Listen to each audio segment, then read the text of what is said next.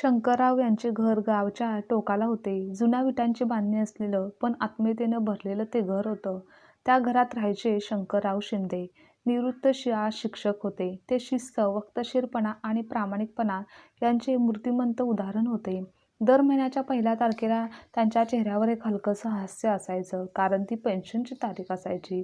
त्यांच्या घरात त्यांचा एकुलता एक मुलगा धीरज, धीरजची पत्नी अमृता आणि त्यांची 2 लहान मुले असं कुटुंब होतं. शंकररावांच्या पत्नी गेल्या काही वर्षापूर्वीच देवाघरी गेल्या होत्या. त्यानंतर शंकररावांनीच घराची जबाबदारी आणि मुलांची काळजी उचलली होती. पण काळ जसजसा गेला, सगळं काही बदलायला लागलं. कारण पहिल्या काही महिन्यात धीरज स्वतःच्या त्याच्या बाबांना घेऊन बँकेत जायचा. "बाबा, मी पण सोबत येतो," असं म्हणत गाडी काढायचा. बँकेत शंकरराव कागदपत्र व्यवस्थित हातात घेऊन उभे राहायचे. बँकेचा कारकून त्यांना आदराने शंकर सर म्हणून बोलवायचा. तेव्हा त्यांच्या डोळ्यात अभिमान दिसायचा की शिक्षक म्हणून आयुष्य कष्टाचं गेलं, पण मान ओळख कायम मिळाली. पण नंतर सगळं काही हळूहळू बदलायला लागलं. धीरजला बँकेत जायला वेळ मिळेनासा झाला. त्यामुळे "बाबा, तुम्ही आता मोबाईलवर ट्रान्सफर करून घ्या ना, नेटवर्किंग करूया," असं म्हणून तो स्वतःच व्यवहार करायला लागला. आणि त्यानंतर मग शंकररावांची पेन्शन थेट त्यांच्या खात्यात जायची. या काही दिवसात ती रक्कम धीरजच्या खात्यात ट्रान्सफर व्हायची. तेव्हा शंकरराव काही बोलायचे नाहीत, फक्त शांतपणे पाहत राहायचे. पण हे सर्व जेव्हा त्यांची सून अमृता बघायची, तेव्हा सासऱ्यांचा चेहरा दिसला की तिचं मन कासावीस व्हायचं. कारण त्या शांततेत अपमान आणि एकटेपणा दडलेला असायचा. एक दिवस संध्याकाळी ते अंगणात बसले होते. अमृताने त्यांना चहा दिला आणि त्यांनी विचारलं, "सूनबाई, मुलं अभ्यास करतात ना?" "हो बाबा, व्यवस्थित करतात. त्यांची काळजी नाही. पण तुम्ही अलीकडे थोडे कमी बोलता." मग त्यांनी हळू आवाजात म्हटलं, "आता बोलायचं तरी काय? घरात सगळ्यांना आपापली कामं आहेत. आणि माझं काय? आता मी पेन्शन घेतो, तेवढंच काय ते योगदान आहे." त्या एका वाक्याने अमृताच्या मनावर दगड ठेवल्यासारखं वाटलं. कारण तिला ठाऊक होतं की त्यांची पेन्शनच त्यांचं घर चालवते. कारण धीरजचं दुकान नुकतंच बंद झालं होतं आणि नवीन व्यवसाय उभा करणार आहे म्हणून पैसे सगळे तिकडे जात होते. शंकररावांनी सुद्धा धीरजला खूप मदत केली होती. पण तरीही कुणीही शंकररावांना धन्यवाद साधं म्हटलं नव्हतं. त्या पुढच्या आठवड्यात गावात मोठा सण होता. मुलांना नवीन कपडे, शंकररावांची औषधे आणि घर खर्च हे सगळं एकाच पेन्शनमधून केलं जात होतं. त्या दिवशी धीरज म्हणाला, "बाबा, या महिन्यात थोडी कमी मिळाली का पेन्शन?" शंकरराव हसले. "कमी नाही रे. सरकारने नवीन हाऊस रेंट कापला आहे. बाकी सगळं आहेच." धीरज काही बोलला नाही. पण मग अमृताला जाणवलं की आता त्याला त्या पैशाबद्दल चिंता होती, माणसाबद्दल नाही. त्या रात्री शंकरराव आपल्या सुनेकडे गेले आणि म्हणाले, "सूनबाई, मी विचार करत होतो की माझ्या पेन्शनमधून थोडे पैसे शाळेला द्यावेत. जुन्या विद्यार्थ्यांसाठी पुस्तके, निधी करायचं आहे." त्यावर अमृता म्हणाली, "वा बाबा, खूप छान विचार आहे." पण दुसऱ्या दिवशी हे धीरजने ऐकून तो संतापला. "बाबा, तुम्ही वेडे झाले आहात का? घरात किती खर्च आहे आणि तुम्ही दान करायला निघालात?" शंकरराव शांत झाले. काही क्षण त्यांना हतबलपणा जाणवला. त्या रात्री अमृताने पाहिलं की ते त्यांच्या खोलीत बसून होते. त्यांच्या हातात एक जुनी वही होती. त्यावर लिहिलं होतं, "मनुष्याचं मूल्य त्याच्या पैशात नाही, तर त्याच्या मनात असतं." आणि त्यांच्या डोळ्यात पाणी होतं. पुढच्या काही दिवसात शंकरराव आणखी गप्प झाले. सकाळी वर्तमानपत्र, दुपारी थोडे झोपणं आणि सायंकाळी अंगणात बसून जुन्या विद्यार्थ्यांचे फोटो पाहणं, हे त्यांचं चालू होतं. तेव्हा अमृता त्यांना हळूच म्हणाली, "बाबा, तुम्ही मुलांसारखे पूर्वीप्रमाणे हसत नाही आता." त्यांनी डोळ्यात पाणी आणलं. खोल शांतता देऊन उत्तर दिलं, "सूनबाई, कारण आता माझ्या हसण्याची किंमत पेन्शनच्या रकमेइतकीच झाली आहे." त्या वाक्याने अमृताच्या अंगावर काटा आला. त्या रात्री तिलाही झोप लागली नाही. एके दिवशी गावात शाळेचा कार्यक्रम होता. शंकररावांना खास आमंत्रण देण्यात आलं होतं. आमच्या माजी शिक्षकांचा गौरव समारंभ होता. तेव्हा अमृताने त्यांना आग्रह केला, "बाबा, तुम्ही नक्की जा." आणि ते तयार झाले. पण धीरज म्हणाला, "आता त्यांना कोण बघणार आहे? कोण ओळखणार नाही? आणि तेवढा प्रवास नको."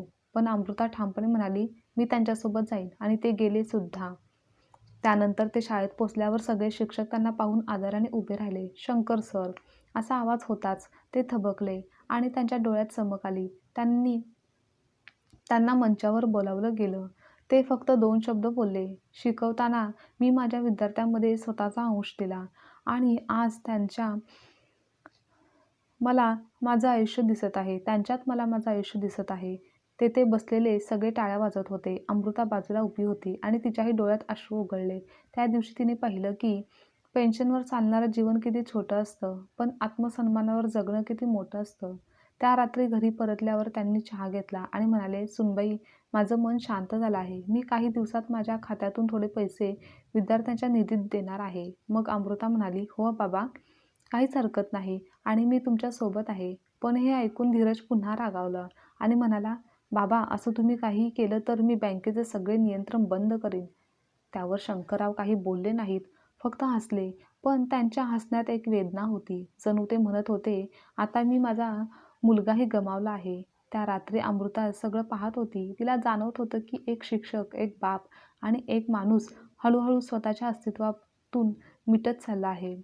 शंकरराव आता जास्त बोलत नव्हते. त्यांचं जगणं काही दिवसात बदलून गेलं होतं. सकाळी मंदिर, दुपारी वृत्तपत्र आणि सायंकाळी अंगणात थोडं बसणं आणि आपल्याच विचारात हरवून जाणं असं त्यांचं रोजचंच चालू होतं. घरात मात्र वातावरण जड झालं होतं. धीरज आणि अमृता यांचे रोजच छोटे वाद सुरू असायचे. मुलांचा अभ्यास आणि दर महिन्याच्या 1 तारखेला सुरू होणारी पेन्शनची गणित हेच सगळं सुरू व्हायचं. आणि त्यामध्ये अजून भर म्हणजे त्या महिन्यात धीरजच्या व्यवसायात मोठा तोटा झाला. दुकानदारांनी मालाचे पैसे मागितले आणि त्याच वेळी वीज बिल, शाळेची फी आणि घरचा किराणा खर्च सर्वच देणं बाकी होतं. म्हणून तो रात्री उदासपणे म्हणाला, "बाबा, या महिन्याची पेन्शन थोडी लवकर काढू का? थोडं संकट आलं आहे." शंकरराव शांतपणे म्हणाले, "धीरज, संकट सगळ्यावर येतात, पण पैशापेक्षा मनाची श्रीमंती मोठी असते." त्या क्षणी धीरज झटकन म्हणाला, "पण मनाच्या श्रीमंतीने दुकान, घर चालत नाही बाबा. त्यासाठी पैसाच उपयोगी येतो." त्या क्षणी अमृताला वाटलं की कुठेतरी मुलगा आणि वडील दोघेही हरले आहेत. एकाने आपलं माणूसपण गमावलं आहे, तर दुसऱ्याने आपला सन्मान गमावला आहे. दुसऱ्या दिवशी बँकेत जाऊन शंकररावांनी आपली पेन्शन काढली.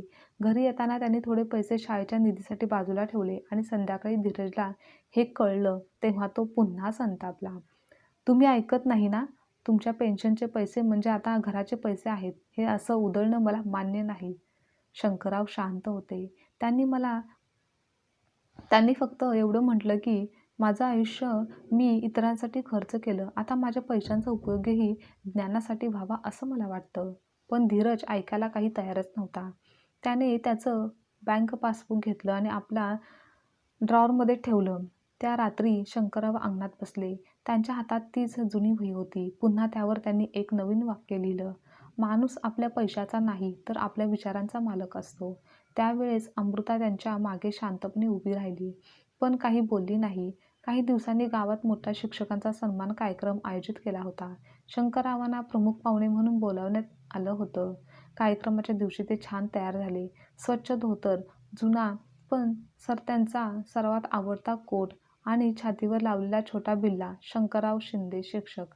ते मंचावर गेल्यावर लोकांनी टाळ्यांचा गजर केला. तेव्हा शंकरराव यांनी सांगितलं की आज मी शिक्षक म्हणून नाही, एक विद्यार्थी म्हणून उभा आहे. कारण प्रत्येक दिवस माणसाला काहीतरी नवीन शिकवतच असतो, विशेषतः जेव्हा आपलं अस्तित्व पेन्शनच्या रकमेत मोजलं जातं. संपूर्ण हॉल शांत झाला. त्यांच्या डोळ्यात पाणी आलं. कार्यक्रम संपल्यावर आयोजकांनी त्यांना एक छोटं लिफाफा आभार भेट म्हणून दिलं. त्यांनी ते स्वीकारलं, पण त्यातील पैसे गावातील गरीब मुलांच्या शिक्षणासाठी लगेच देऊन टाकले. त्या रात्री त्यांनी अमृताला हळूच सांगितलं, "सुनबाई, आयुष्याचं खरं सुख हे देण्यात असतं, घेण्यात नाही." हे ऐकून अमृताने त्यांच्या पायावर डोकं ठेवलं. तिला जाणवलं की हा माणूस खरंच मनातून किती श्रीमंत आहे. दुसऱ्या दिवशी सकाळी मात्र धीरजचा राग भडकला. "बाबा, तुम्ही पुन्हा सगळ्यांसमोर पैशांचा तमाशा केला. लोक काय म्हणतील की आम्ही तुम्हाला सांभाळत नाही?" शंकरराव फक्त म्हणाले, "लोक काय म्हणतात ते महत्त्वाचं नाही. तू काय करतोस ते महत्त्वाचं आहे." मग धीरजने थंड आवाजात उत्तर दिलं, "ते काय नाही. आता पुढच्या महिन्यापासून पेन्शन माझ्या खात्यातच येईल. तुमचं नाव बदलून घेतो बँकेत." हे ऐकून अमृतालाही धक्काच बसला. "धीरज, तू असं कसं काय म्हणतोस? आणि तू असं कसं काय करू शकतोस?" पण नेहमीप्रमाणे आजही त्याने काहीच ऐकलं नाही. त्या दिवशी पहिल्यांदा अस्वस्थपणे शंकररावांनी आपल्या खोलीचं दार बंद केलं. रात्री जेवायला देखील ते बाहेर आले नाहीत. अमृता त्यांच्या खोलीत गेली आणि तिने पाहिलं की त्यांच्यासमोर वही आणि त्यावर लिहिलं होतं, पेन्शन माझी नाही, पण माझा सन्मान हा माझाच आहे. काही दिवसांनी ते आजारी पडले. ताप, अशक्तपणा आणि खूप शांतता त्यांच्या चेहऱ्यावर स्पष्ट जाणवत होती. डॉक्टर आले, औषधं दिली, पण त्यांनी जेवण कमी केलं होतं. तेव्हा धीरज थोडा घाबरला होता, पण अभिमानाने, काळजीने काही बोलला नाही. पण अमृताने काळजीने विचारलं, बाबा काही हवं आहे का? ते म्हणाले, नको सुनबाई, फक्त एक वही माझ्या शेजारी कायम ठेव. आणि त्यानंतर त्या वहीत त्यांनी रोज काहीतरी लिहायला सुरुवात केली. दिवस, तारीख आणि एक छोटंसं सुंदरसं वाक्य. मुलं त्यांच्या खोलीत खेळायला आली की ते त्यांना म्हणायचे, तुम्ही शिका रे, पैसा येतो जातो, पण ज्ञान हे कायम राहतं. त्यावर मुले हसून म्हणायची, आजोबा तुम्ही खूप शिकवता हा. असंच काही दिवस गेले. एके सकाळी अमृता उठली तर अंगणात शांतता होती. नेहमीप्रमाणे समोर सासरे वर्तमानपत्र वाचत नव्हते. अमृता खोलीत गेली. ते खुर्चीत बसलेले होते, वही हातात आणि त्यांच्या चेहऱ्यावर शांत हास्य, पण डोळे मिटलेले. त्यांच्या छातीजवळ वही उघडी होती. शेवटचं वाक्य लिहिलं होतं, आज माझी पेन्शन थांबली, पण माझ्या विचारांची कमाई कायम सुरू राहील. सासऱ्यांना असं पाहून अमृता रडायला लागली. धीरज धावत आला. तो देखील थबकला. त्याच्या डोळ्यात पहिल्यांदा पश्चाताप दिसला. शेवटचे संस्कार विधी झाले. घरात एक खोल शांतता होती. त्या दिवशी बँकेकडून मेसेज आला, पेन्शन खातं बंद करण्यात आलं आहे. धीरज फोन हातात धरून गप्प उभा राहिला. अमृता मात्र त्यांच्या वहीकडे पाहत होती. त्यात प्रत्येक पानावर त्यांनी लिहिलं होतं की माझ्या पेन्शनच्या पैशातून ज्यांनी जगलं त्यांना माझं आशीर्वादाचं देणं आहे. काही दिवसांनी गावातील शाळेतून पत्र आलं. त्यात लिहिलं होतं, शंकरराव शिंदे सरांच्या नावाने स्थापन झालेल्या ज्ञानवृत्ती निधी मधून 5 गरीब मुलांना शिष्यवृत्ती देण्यात आली आहे. ते वाचून अमृताचे डोळे पाणावले आणि धीरज शांतपणे म्हणाला, मी बाबा तुम्हाला चुकीचं समजत होतो. त्यांची पेन्शन संपली नाही, ती आता ज्ञान बनून जगत आहे. आता त्या दिवसानंतर धीरजने त्या वहीत नवं पान उघडलं आणि लिहिलं की आज मी माझ्या वडिलांची खरी संपत्ती ओळखली, ती म्हणजे त्यांचे विचारधन. शंकरराव गेल्यावर घरात एक खोल पोकळी निर्माण झाली होती. अंगणातील त्यांची खुर्ची रिकामी राहायची. रोज सकाळी चहा बनवताना नकळत अमृताचा हात अजून एक कप देण्यासाठी पुढे सरसवायचा. पण मग आठवायचं, अरे बाबा तर आता नाहीत. मुलेही विचारायची की आई आजोबा परत कधी येणार आहेत, कारण त्यांना अजूनही फारसं काही कळत नव्हतं. अमृता डोळे पुसून म्हणायची, ते आता आपल्या मनात आहेत. धीरज मात्र पूर्णपणे आता बदललेला नव्हता. त्याच्या मनात अजूनही अपराधी भाव आणि राग एकत्र मिसळलेला होता. कधी तो शांत बसायचा तर कधी अनपेक्षितपणे म्हणायचा, मला काही वाईट करायचं नव्हतं, फक्त थोडं घर चालवायचं होतं. पण बाबांनी माझ्याशी का बोलायचं बंद केलं असेल?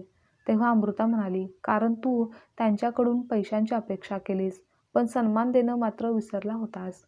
त्यावर तो गप्प झाला. एके दिवशी अमृता त्यांची वही काढून वाचत होती. प्रत्येक पानावर विचारांचे मोती होते.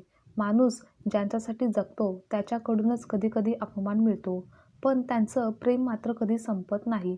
असं एक वाक्य वाचताना तिच्या डोळ्यातून अश्रू आले आणि तिने वही धीरजसमोर ठेवली. तो पानं उलटवत होता.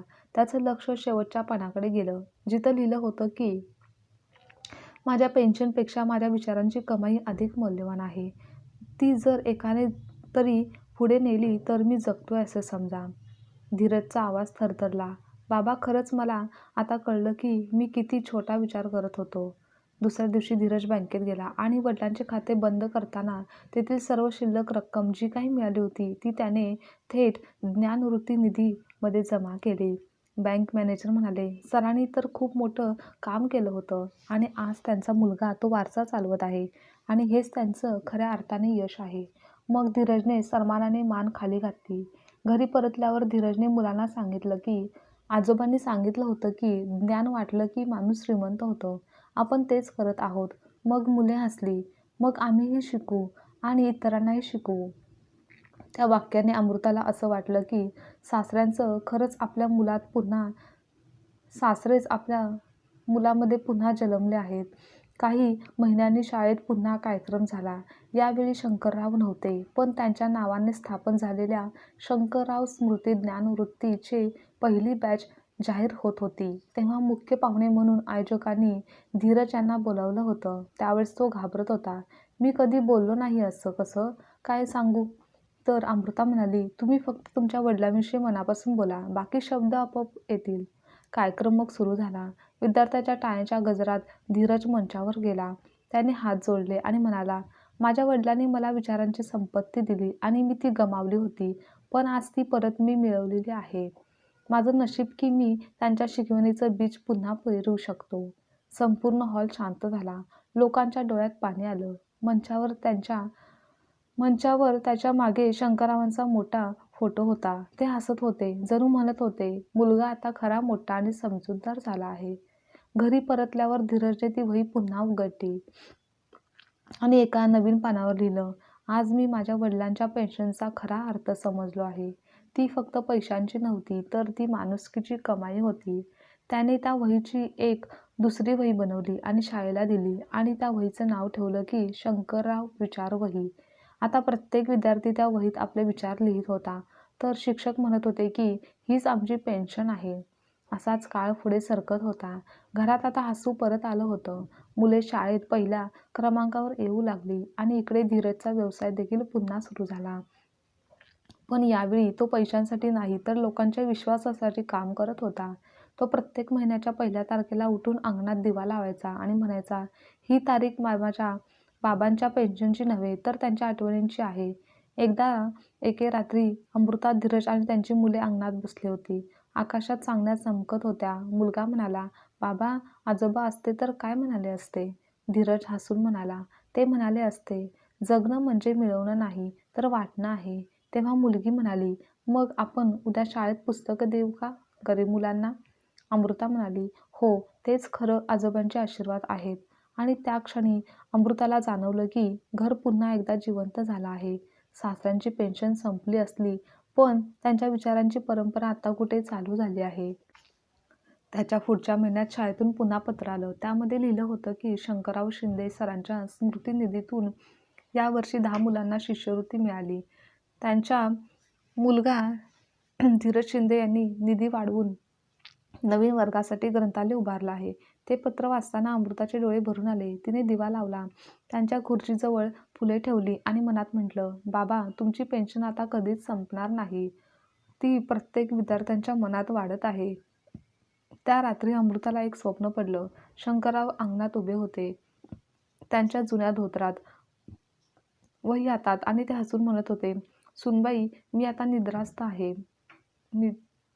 माझी पेन्शन गेली नाही, तर ती ज्ञानात बदलली आहे. अमृताने हात जोडले.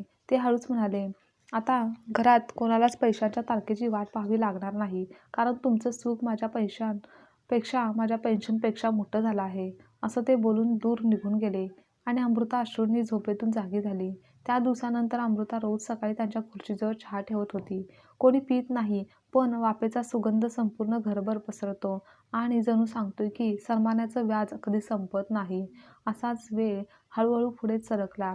शंकररावांना जाऊन आता 4 वर्ष झाली होती, पण घरात अजूनही त्यांचे विचार, अस्तित्व जाणवत होते.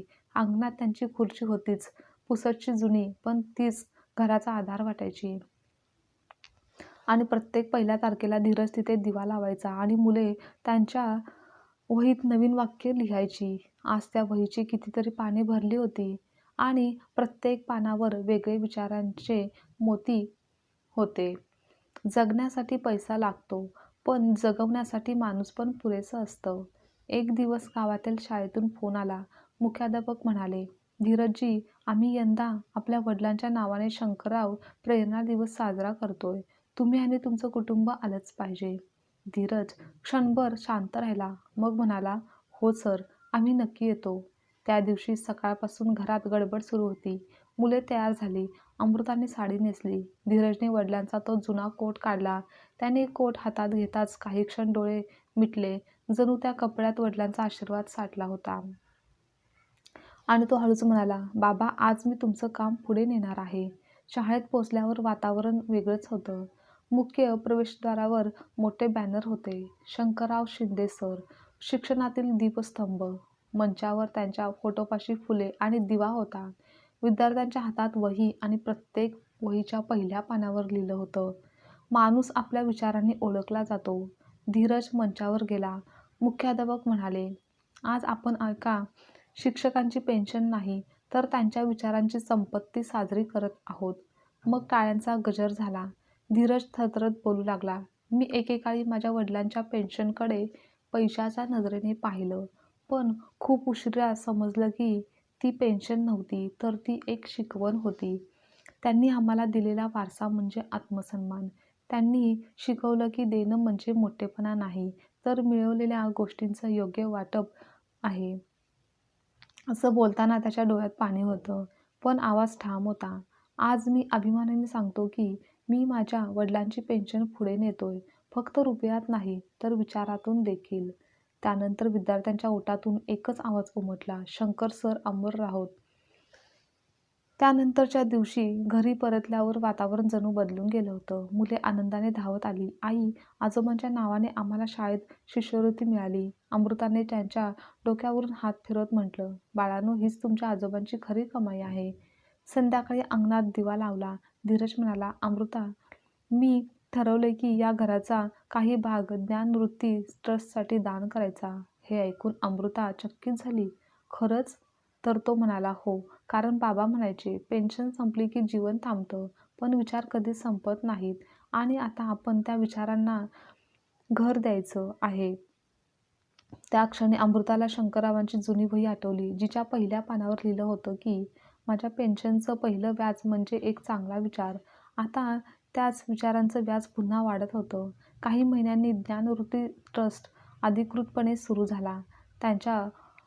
त्याच्या बोर्डवर मोठ्या अक्षरात लिहिलं होतं, शंकरराव शिंदे ज्ञान ट्रस्ट, पेन्शन नाही तर प्रेरणा. आता त्या उद्घाटनाप्रसंगी अनेक शिक्षक, विद्यार्थी, गावकरी आले होते. मुख्य पाहुणे म्हणून जिल्हाधिकारी देखील आले होते. त्यांनी धीरजच्या हातात एक प्रमाणपत्र दिलं आणि म्हणाले, तुमचे वडील एक शिक्षक होते, पण आज त्यांच्या विचारांनी एक समाज घडत आहे. हीच खरी पेन्शन आहे. त्या शब्दांनी धीरजच्या डोळ्यात अश्रू आले, पण तो म्हणाला, हो सर, ही माझ्या बाबांची पेन्शन अमर आहे, जी प्रत्येक मनाला प्रकाश देते. वेळ जसजसा गेला तसतसं त्या ट्रस्टचे कार्य वाढत गेले. गावोगावातून विद्यार्थी आले, कोणी गरीब, कोणी अनाथ, पण सगळ्यांच्या हातात तीच वही, तीच शिकवण, तेच विचार होते. धीरज दर महिन्याला 1 तारखेला येऊन ट्रस्टमध्ये पैसे जमा करायचा आणि म्हणायचा, हे माझे पैसे नाहीत, ही बाबांची परंपरा आहे. मुले आता मोठी झाली होती. मुलगा डॉक्टर झाला आणि मुलगी शिक्षिका झाली. त्यांच्या दोघांच्या समारंभात त्यांनी शाळेतील मुलांना पुस्तके वाटली आणि म्हणाली, ही आमच्या आजोबांची भेट आहे. लोक म्हणाले, शिंदे सरांचे बीज आता फळ देते. एके संध्याकाळी वाऱ्याची हलकी झुळूक सूर्याच्या किरणांनी घराला सोनेरी झळाळी दिली होती. धीरज अंगणात बसून वही वाचत होता. अमृता त्याच्या बाजूला बसली होती. त्याने अमृताकडे पाहून म्हटलं, अमृता, आज बाबांचा वाढदिवस आहे ना? हो. मग त्याने हळूच वहीत लिहिलं, बाबा, तुमची पेन्शन मी अजून घेतोय, पण रुपयांनी नाही तर विचारांनी. त्या क्षणी वारा हळूवार वाहू लागला. अंगणातील दिव्याची ज्योत थोडी डोलली, जणू काही वडिलांच्या आशीर्वादांचा स्पर्श होत होता. त्या रात्री अमृताला पुन्हा एक स्वप्न पडलं. शंकरराव त्या पुन्हा आपल्या खुर्चीत बसले होते. त्यांच्या चेहऱ्यावर समाधानाचं हसू होतं आणि ते म्हणत होते, सुनबाई, मी जेव्हा गेलो तेव्हा माझी पेन्शन थांबली होती, पण आज ती नव्याने सुरू झाली आहे. तुझ्या घरात, तुझ्या मुलामध्ये आणि त्या प्रत्येक विद्यार्थ्याच्या मनात. अमृता नम्रपणे म्हणाली, बाबा, तुम्ही आम्हाला फक्त जगायला नाही तर विचार करायला शिकवलं आहे. मग ते हसले आणि म्हणाले, आता मला खात्री आहे की माझं जीवन व्यर्थ गेलं नाही, तर ते पूर्णत्वास गेलं आहे. सकाळी उठल्यावर अमृता अंगणात गेली. सूर्यकिरणे त्यांच्या खुर्चीवर पडली होती. अमृताने तिथे चहा ठेवला आणि हळू आवाजात म्हटलं, बाबा, आजची विचारांची पेन्शन आली आहे. धीरज आणि मुले अमृताच्या मागे उभी होती. सर्वांनी हात जोडले आणि मनात एकच भावना होती, त्यांनी जे दिलं ते अमर झालं आहे. सासऱ्यांची पेन्शन संपली, पण त्यांनी दिलेला सन्मान आणि माणुसकी तीच खरी कायमची कमाई ठरली होती. आजची कथा तुम्हाला आवडल्यास लाईक, शेअर, कमेंट करा. आणि चॅनलवर नवीन असाल तर चॅनलला सबस्क्राईबसुद्धा नक्की करा.